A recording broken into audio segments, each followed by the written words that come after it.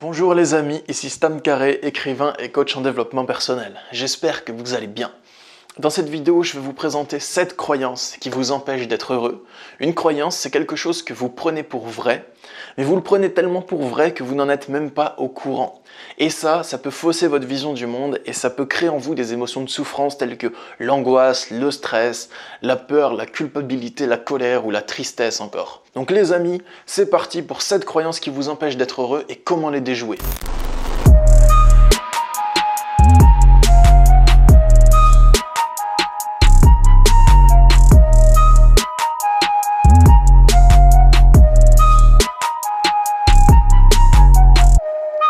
La première croyance qui vous empêche d'être heureux que je souhaite vous exposer, c'est la croyance que je peux éviter que les autres personnes me jugent si j'adopte le comportement adapté.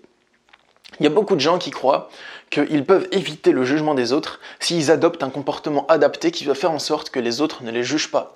Donc la conséquence de cette croyance, c'est qu'en permanence, vous allez essayer de vous auto-censurer, vous allez essayer de vous contrôler intérieurement pour adopter un comportement qui est censé faire en sorte que les autres ne vous jugent pas. La croyance là-dedans, c'est qu'il existe un comportement que vous pouvez trouver et adopter et qui fera en sorte, si vous l'adoptez, que les autres personnes ne vous jugent pas. Donc ça, c'est entièrement faux parce que le jugement ne peut pas être esquivé. Quoi que vous fassiez, d'autres personnes vont vous juger. Mais d'autres personnes peuvent vous témoigner leur amour, quoi que vous fassiez également. Donc le jugement, c'est quelque chose qui est inévitable, mais vous pouvez aussi recevoir de l'amour et de la reconnaissance. La deuxième croyance que je souhaite vous exposer, c'est un peu dans le même registre, c'est « je peux changer les autres ». Donc je peux faire en sorte que les autres changent. C'est une croyance qui est extrêmement limitante et extrêmement destructrice. Parce que oui, en effet, vous avez la possibilité de faire en sorte que certaines personnes changent. Vous pouvez discuter avec des personnes pour les amener à changer d'avis ou à comprendre certaines choses, à réaliser certaines choses par la communication. Mais si la communication ne marche pas, que vous communiquez de manière répétée avec l'autre et qu'il ne comprend toujours pas et qu'il ne change toujours pas, ça veut dire que, en fait, vous n'avez pas de moyen de changer l'autre. Vous pouvez essayer de lui crier dessus, essayer de le supplier, faire tout ce que vous pouvez. Et si rien ne fonctionne, c'est que vous n'avez pas de moyen de changer l'autre. Vous avez un pouvoir d'action sur votre esprit et sur votre corps physique, et sur votre esprit, et encore, hein, on galère souvent à maîtriser ce qui se passe dans notre esprit. Mais vous n'avez pas de pouvoir sur les autres. Le point négatif de cette croyance, c'est que si vous avez la croyance que vous pouvez changer les autres, vous allez essayer d'adopter un comportement qui est censé faire changer l'autre. Donc vous allez essayer encore une fois de vous remodeler intérieurement, de vous censurer, de vous contraindre à adopter une énergie différente dans le but de déclencher une réaction de changement chez l'autre et ça ne fonctionne pas. Troisième croyance, dans un registre différent, vivre de sa passion est réservé aux autres. C'est une croyance que j'ai eue pendant longtemps. Je croyais que les gens qui avaient une vie passionnante, une vie inspirante, une vie fun, un travail de rêve, mais je croyais que c'était réservé aux autres et que c'était pas possible pour moi parce que vous voyez, moi, je suis pas exceptionnel, je mérite pas ça. Moi, je suis né dans une famille où les gens, ils ont pas un métier passionnant, où il y a personne qui est entrepreneur, où il y a personne qui s'éclate au boulot, tous les gens, ils souffrent de leur boulot, ils sont en invalidité, tout ça. Donc, il y a plein de gens qui vivent dans ce type de climat et qui se disent, en fait, vivre une vie passionnante, c'est réservé aux autres, c'est réservé aux riches, c'est réservé aux bourgeois, des trucs dans ce genre. Alors qu'en fait, c'est faux. C'est réservé à ceux qui s'en donnent les moyens. D'un point de vue logique, si vous avez envie de vivre une meilleure vie, vous pouvez le faire. Il suffit juste de trouver comment, de travailler beaucoup, d'étudier beaucoup sur le sujet, d'avoir des connaissances, de faire des essais, d'échouer, de recommencer, d'échouer à nouveau, puis de réussir, et ainsi de suite. Mais si vous consacrez un nombre suffisant d'heures, de semaines, de mois et d'années de votre vie, vous allez transformer votre vie et vous allez arriver à vivre de votre passion. Et si vous ne connaissez pas votre passion, il faut d'abord dans un premier temps trouver votre passion, puis après vivre de votre passion. Mais c'est faisable. Quatrième croyance que beaucoup d'Occidentaux ont, surtout beaucoup de Français, c'est travailler pour gagner de l'argent, c'est mal. En gros, chercher à gagner plus d'argent, c'est quelque chose de mal et il faut toujours avoir un autre but. Donc, je le fais pas pour l'argent. Je pense que c'est faux, en fait, que travailler pour gagner de l'argent, ce n'est pas quelque chose de mal. Il n'y a rien de mal à vouloir gagner plus d'argent. Si vous gagnez 900 € par mois et que vous avez envie de gagner 9000 € par mois, il n'y a pas de mal à ça.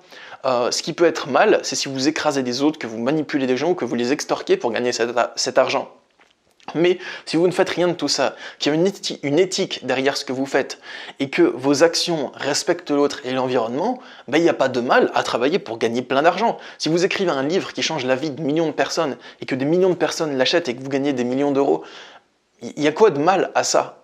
Donc travailler pour gagner de l'argent, c'est pas quelque chose forcément de mal. C'est quelque chose de mal si vous faites du mal aux autres pour gagner de l'argent, tout simplement. Cinquième croyance que je souhaite vous exposer, les autres pensent tous comme moi. Donc ça, c'est une croyance qu'il y a beaucoup de gens qui ont, surtout en début de vie.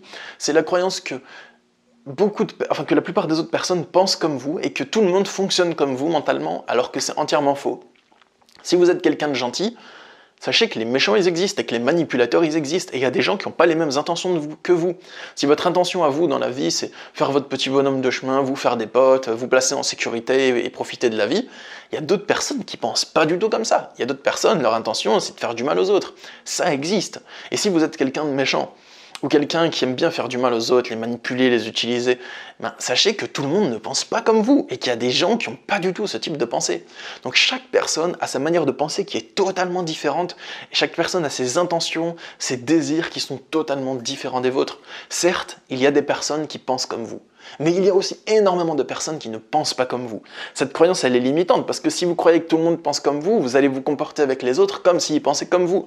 Et donc quelqu'un qui vous veut du mal, vous allez croire qu'il vous veut du bien, et vous allez le laisser faire tout ce qu'il veut dans votre vie, et vous allez souffrir ensuite. Sixième croyance qu'il y a beaucoup de gens qui ont, surtout les gens les plus gentils, ou les plus serviables, on va dire, c'est la croyance que les autres savent les choses mieux que moi, ils ont forcément raison.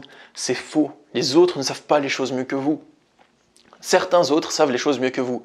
Mais c'est pas parce que quelqu'un parle avec assurance et avec autorité qu'il connaît mieux les choses que vous. C'est juste que cette personne parle avec assurance et autorité. Tout simplement. Donc basez-vous plutôt sur votre expérience de vie que sur ce que racontent les autres. Si quelqu'un vous dit « ça c'est comme ça, tu devrais faire ça », ben regardez si ce qu'il vous conseille, ça vous fait du bien ou pas. Vérifiez-le avant de voir si c'est vrai ou si c'est faux. Les autres ne savent pas forcément mieux que vous.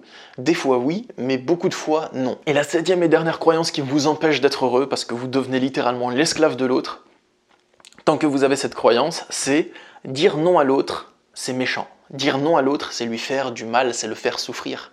Alors que non, en fait, si vous dites non à l'autre, et que l'autre y souffre, ben c'est pas votre responsabilité.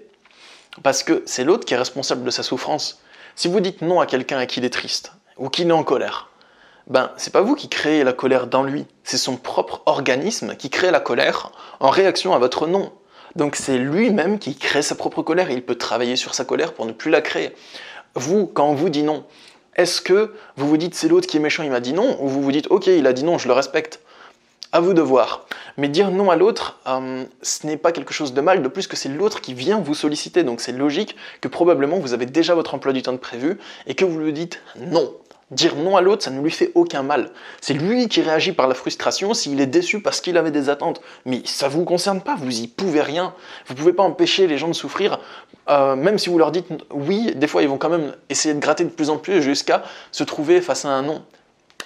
Donc les amis, si cette vidéo vous a plu, n'hésitez pas à la partager sur Facebook, sur les réseaux sociaux, pour aider vos amis à prendre conscience de ces croyances limitantes et à s'en libérer.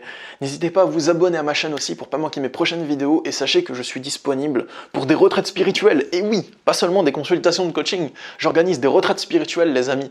Et en retraite spirituelle, on travaille les croyances, on travaille le coaching en développement personnel, on pratique la sophrologie, et on travaille tout ce qu'il faut pour créer notre vie de rêve et pour dépasser la souffrance émotionnelle. Si vous souhaitez participer à mes retraites ou simplement regarder des infos si vous êtes curieux, il y a le lien de mes retraites dans la description et de tout ce que j'organise. Je vous souhaite une belle journée, prenez soin de vous, à bientôt, au revoir.